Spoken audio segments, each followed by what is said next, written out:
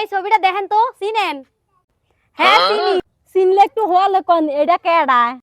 আপনার নাতি কি ওইটা? আতে বিস্কিট। তাহলে আমার আগে একটা দেন, খাইয়া তাই বলি। হলে ভাই এটা একটু দে খাইয়ে বলুক।